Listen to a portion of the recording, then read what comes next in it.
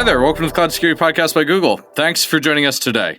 Your hosts here are myself, Timothy Peacock, the Senior PM for Risk Analytics and Cloud Threat in Google SecOps, and Anton Chuvakin, a reformed analyst and senior staff in Google Cloud's Office of the CISO. You can find and subscribe to this podcast wherever you get your podcasts, as well as at our website, cloud.google.com/podcasts. If you enjoy our content and want it delivered to you piping hot every Monday, please do hit that subscribe button. You can follow the show, argue with us, and the rest of the Cloud Security Podcast listeners on our Google Cloud Security community page. Without any further ado, let's turn things over to today's guest.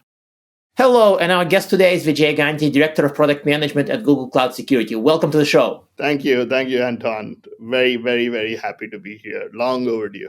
This is also one of those Timless episodes. Not to say timeless, maybe it will be timeless, but it is a Timless episode, and we are both really sad that Tim's not here today.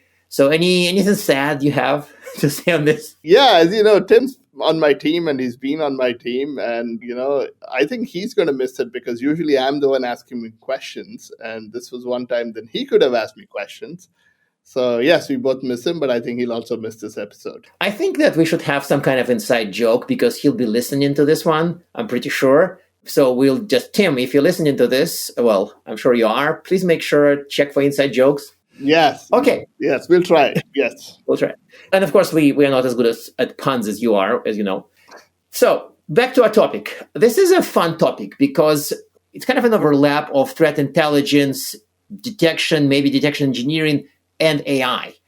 And let's start with somewhat of a background. And I guess most people who deal with TI or GTI or CTI, however you call it, would know. So historically, in your opinion, what has been the biggest pain points for organizations trying to use threat intelligence? Whether it's challenges with curation, slowness of feeds, false signals, give me the lay of the land, why it has been so painful for some people. Yeah, no, I think it's a great question. And there is a fair bit of history here. And it goes back to vendors in some sense. If you look at the threat intel vendors, the market has been very, very fragmented. And the question then comes through, why has it been fragmented? And I kind of think of it in three dimensions. The first one is visibility. The second one is technology. And third one is threat expertise. Mm-hmm. And if you look at most of the vendors historically, they've had very limited visibility into threat landscape. What comes to mind is this whole blind man and the elephant thing, right? Where yes. The analogy. But that's what it's been like, right? But even if you had limited visibility, they were also not armed with greatest of technology, right? And when you have those problems, in spite of having threat expertise, it leads to a set of challenges. First and foremost, because it's fragmented, now a customer, imagine a customer's journey. What do they have to do to understand the threat landscapes that's relevant to them? They actually have to source it from multiple places, okay? Curate all of that because these things have different data models, might have conflicts, might have overlaps. So you've got to curate all of that manually. Once you do all that, you have to integrate it into downstream systems where the threat intel gets converted to protections for your organization. Once you integrate it, then you have to write the specific controls in each of those systems, which are detections in some cases. It could be prevention policies and so on and so forth. Mm-hmm. Yep. Now, every time there's a change, either in the threat landscape or in the environment, which happens every second, rinse and repeat. So what happens? It's very hard to do that. And then the vendor landscape, because they have, they have limited visibility and they're not technology enabled, they have very shallow context. And threat intel without deep context is really not. Oh, we're down to lists of bad IPs, which is the most depressing take on TI I've ever seen. When it's like, here's TI. Well, this is just a bunch of bad IPs, right? Right, exactly right. And without you cannot you can really not do much with that, right? It's not very actionable. So those are things that I know it's a longish answer, but it's not one bad thing. It's so many things that contribute to just threat intel being really, really hard to organize for a customer. I think that makes sense. And I think that it's the difference of sources also reminds me of my Gartner days when we tracked, I think, that leading 40 TI vendors or something. It was some kind of ridiculous number, which was tagged in all the spreadsheets as key vendors to know. And you open the spreadsheet, you think, the key vendors. And it's like, oh, why do we still have 35 of them? oh, it's because we removed 3, but then 7 more were added. So a lot of this is very fragmented. But another pattern from my old analyst days was that a lot of people seem to live in the 1, get more TI, 3, profit, and they have no idea what's step 2. So the operationalizing of TI has been super difficult. Like if a vendor shows up, and I don't want to say it's us, but some vendor shows up and says, we have the best TI. And it may not translate into a customer feeling less risk, becoming more secure. So this whole operationalizing or converting threat knowledge into some useful security measures has been very painful. It's probably, to me, it's the number one pain. The other pains are great, great pains, but this pain to me is like the pain. So why has it been hard to turn knowledge about threats into actual defenses? I half-jokingly say that threat intel has made people wise, but not made companies safer, right? And therein lies the big conundrum. And I think operationalized threat intel is really a massive market. It's a massive opportunity in front of us. And I think it's our responsibility to deliver it. So the question you ask, why has it been hard? Again, there are a multitude of reasons, but I think bad threat intel or hard to put together threat intel is one of the primary causes. If you're not able to convert raw threat intel to structured threat objects that are consumable by machines and humans alike in an automated fashion at scale, converting those into defenses almost cannot happen. So first of all, you need that first step. But the question is, even if you were to do the first step, how do you convert the knowledge about the threats to protections in your environment? And there are many reasons why this hasn't happened. One of those is that how you do that is through detection engineering. People who do detection engineering understand the environment, not the threat landscape, but understand the environment. They need to write detections that actually operate in that environment. They need to understand the logs that are getting in there, right? The threats themselves are understood by CTI analysts. And these people have been separate. We need to bridge that silo. So it's like the yin and yang. They need to work together to actually make that happen. And those have been siloed. So the opportunity is in bridging them. And there are tools and technologies that allow us to do it now, but this hasn't been the case in the past. So that's that big gap has been. But isn't it just about some box selling vendor of firewalls saying we're going to integrate TI into firewalls and the whole thing is done? Like there were vendors in the past who have security tools, firewalls, whether it's a firewall or SIEM, and their own first-party TI. But ultimately, they still have not delivered on that. So why not? By the way, if the audience, thinks I'm taking a jab at a particular vendor, I'm really not. I do see firewalls, SIEMs, or others with first-party TI. They've existed for 10 years, but they have not really delivered. Yeah, we fixed the operationalizing.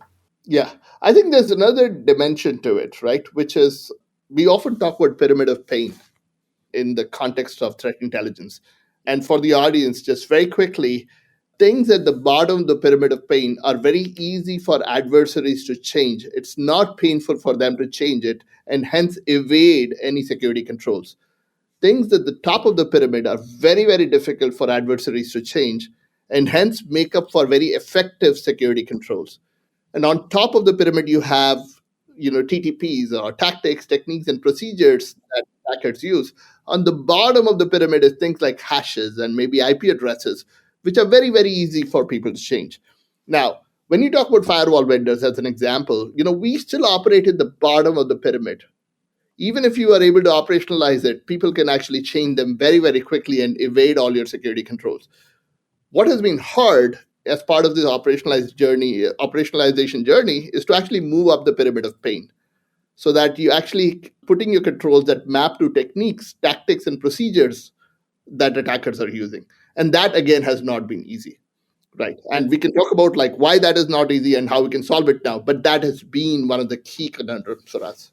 Yes, I think I agree, because ultimately most of the vendors who claimed to have a box and packaged intel really did focus on the stupid bad IP lists. Yeah. It was not really. So you're right. Actually, I had a mind-opening moment at this point. Actually, funny enough, because it's been kind of a conundrum that So many tried to say we have a box, we have TI, they're integrated, but it still didn't work out. And it didn't work out because their TI ultimately was not TI. It was sort of like still bad IP, bad domain. It wasn't really intelligence. It was kind of like block lists, blacklists, whatever the term today, shoved into a product. It wasn't the intelligent enablement. I completely agree with you. I think we collectively, as industry, have to move up the pyramid of pain. And if we are just tottering at the bottom of the pyramid of pain, that will be both noisy and will be riddled with, missing attacks. Right. You get the pain, but you don't get to climb the pyramid. Sorry. That's not a very inside joke, but okay, fine. It have to do. So now I want to bring the subject du jour, namely AI, into this conversation. And I think that we are living in an age where, of course, hype is still deafening, but I think that we are clearly starting to slide off the peak of the hype cycle, at least if we are to believe my former employer. And occasionally I still see people who think it's all hype. I think these people are wrong. It's very clear at this point, but they still exist. So what's genuinely different about AI in the context of threat intelligence and in context of turning threat intel into something that makes you secure? I wouldn't notice, I'm not saying detections right away, turning TI into something that makes you measurably more secure. Like, how does AI help that? Right. I think it's very useful to answer this question. What's different with AI, independent of threat intelligence, first of all, this time around? Because I think we've been through AI hype cycles and winters since the 60s, right? The first one was in the 60s. And I've been a practitioner of AI for a little while as well myself, for the last 15 years or so. And I do firmly believe this time it's different. I'll tell you why it's different. The specific thing that's different now is the generalizability of the AI.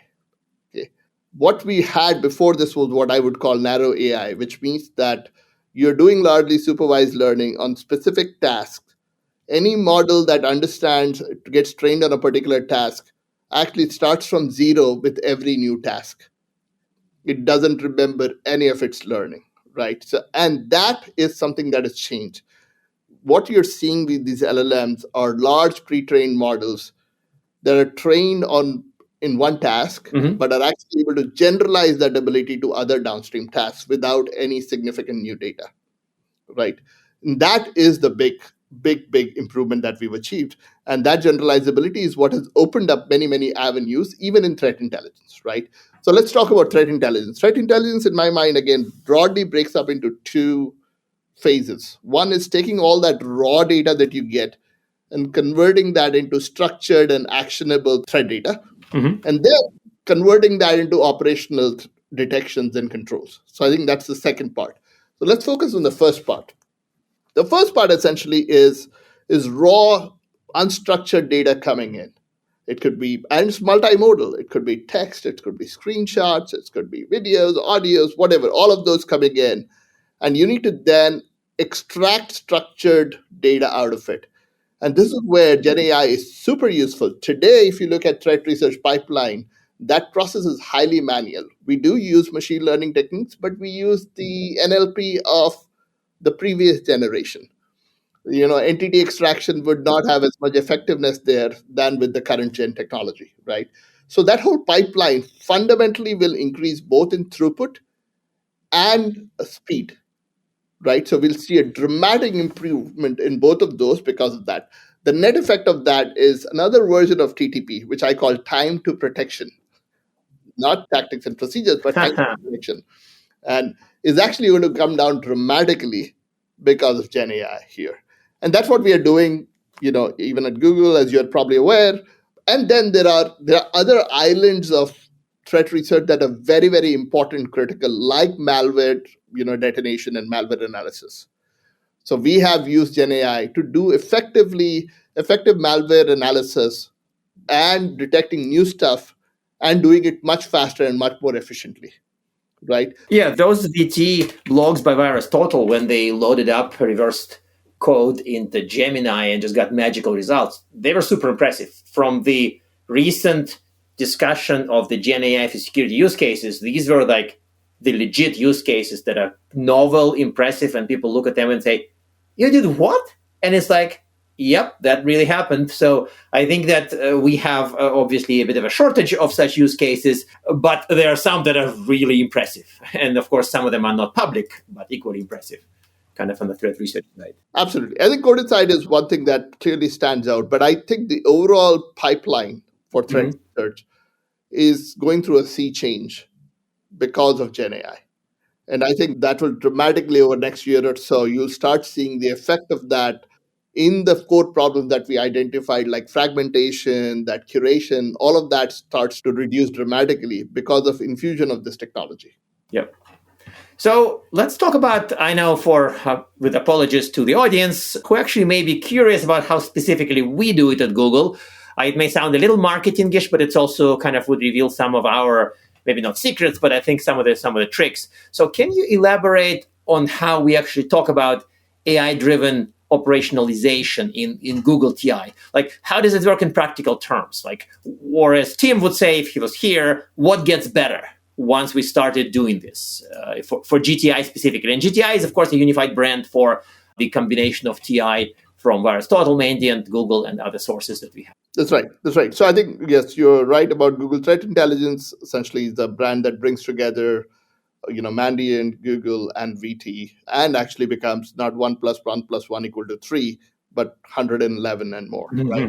So that's what it does. And while that's a separate topic, specifically around operationalization, how we leverage where the opportunity lies is that, remember, we talked about taking structured threat objects where you understand what the bad actors are doing. You have to convert that into security controls, which means when bad actors do something in your environment, they're leaving evidence behind that shows up in logs, and you have to detect patterns in those logs. And that often translates into detection rules and so on and so forth that you have to write. Now, that conversion is something that is very tedious today.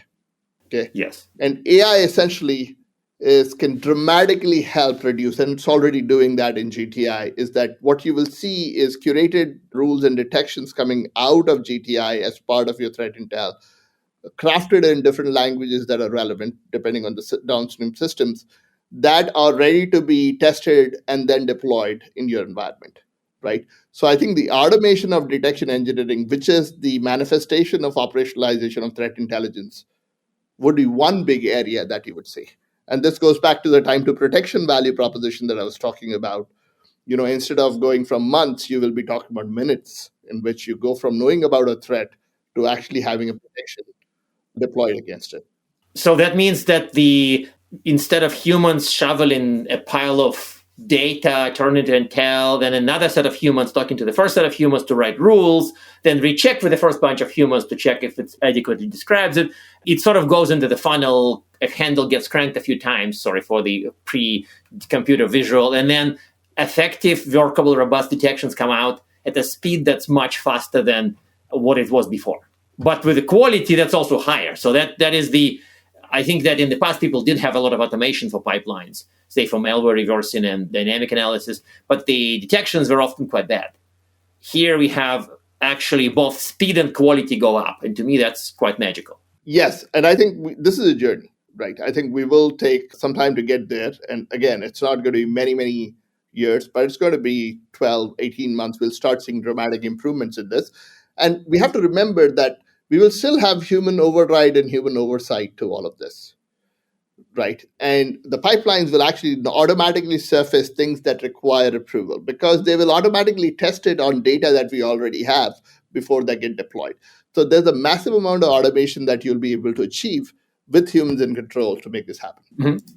That makes sense. And I think that I want to also ask about the balance between human and AI in AI work, because ultimately it's very clear that a lot of this is run very much by humans. There's no, hey, Gemini, write detections for what's relevant for me, and then out of thin air, they drop into your lap.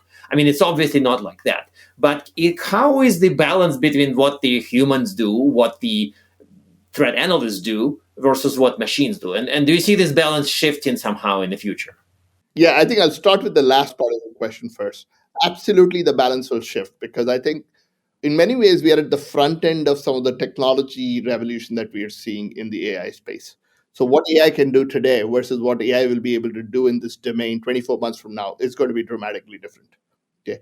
So given that, I think the balance today is in terms of humans being assisted by AI. That's where we are at today. Humans get massive assistance, and it shows up in things like, what we have, Gemini Assistant, and so on and so forth. Where we will go as new layers of technology get added to LLM, based technologies, reasoning layers on top of it, that is happening. What we will see is that humans would be more of an oversight mode over time, right? They'll be controlling it, they'll be defining it, but be run by AI with human override and oversight. That's where we'll get to. And another way to think about this is that today a lot of the AI is applied to the right of the security operations workflow. So investigations, any playbooks, and so on and so forth. We'll also start to see it moving to the left as AI becomes sophisticated. This is when detections also will start to see AI playing a role in detections as well, right? So that's one way to think about it. Humans becoming override and oversight, and AI shifting to the left as well.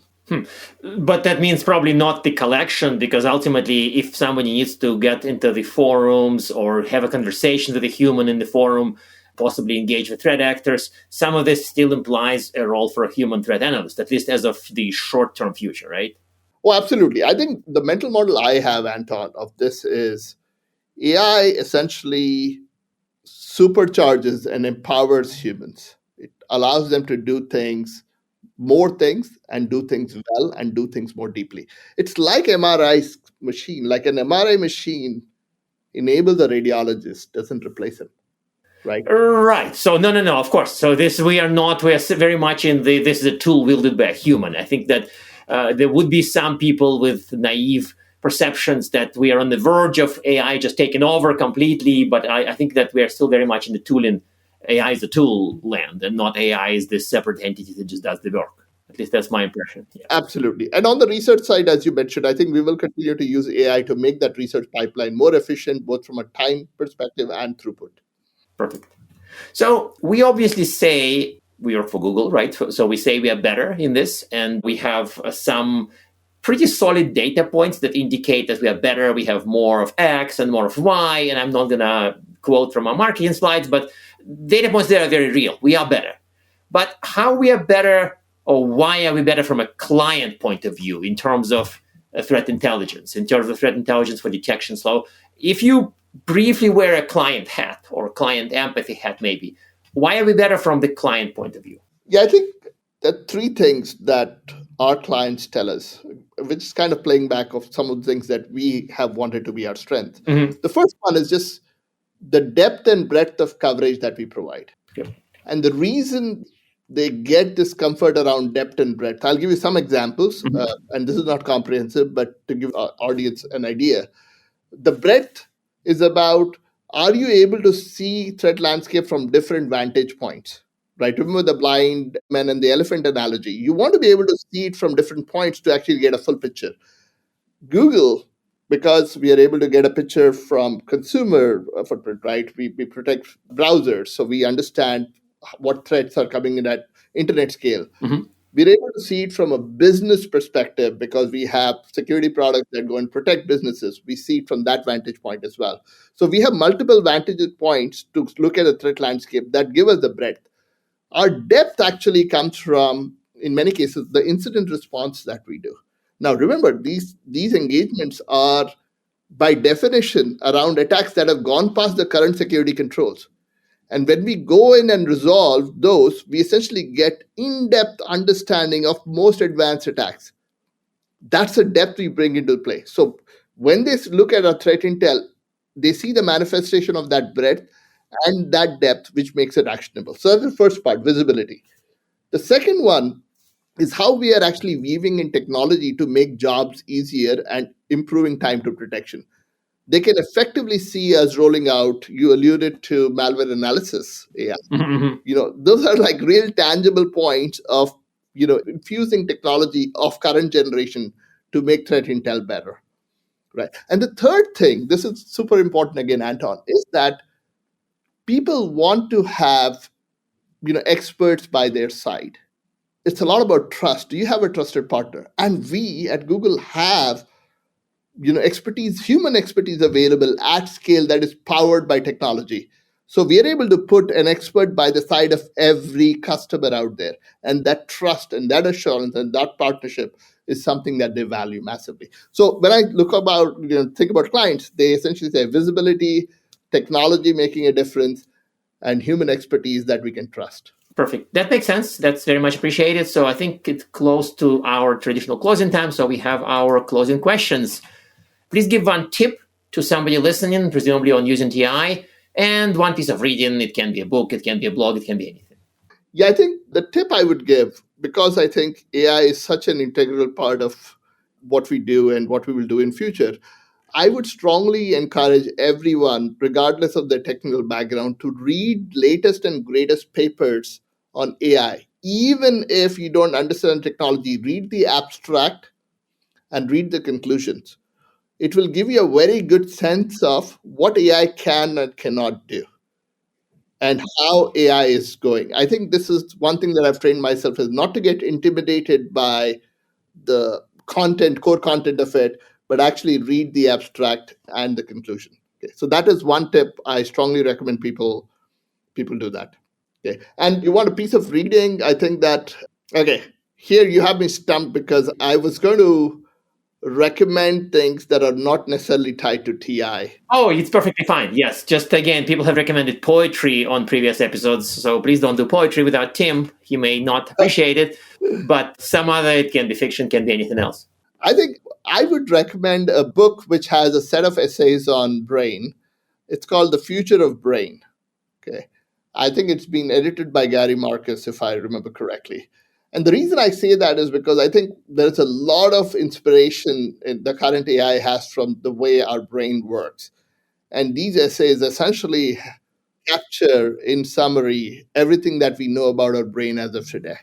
Yes, I think I've heard of that. So very much I need to read it. Now that I've heard of the book, now I need to read it. Thank you very much for the recommendation. And of course, thank you for being on the show. This was good. I appreciate your time and of course your insights. Thank you very much, Anton. Happy to be here. And now we are at time. Thank you very much for listening and of course for subscribing. You can find this podcast at Google Podcasts, Apple Podcasts, Spotify, or wherever else you get your podcasts. Also, you can find us at our website, cloud.withgoogle.com/cloudsecurity/podcast. Please subscribe so that you don't miss episodes. You can follow us on Twitter, twitter.com/cloudsecpodcast. Your hosts are also on Twitter at Anton_Chuvakin and _Team Peacock. Tweet at us, email us, argue with us, and if you like or hate what we hear, we can invite you to the next episode. See you on the next Cloud Security Podcast episode.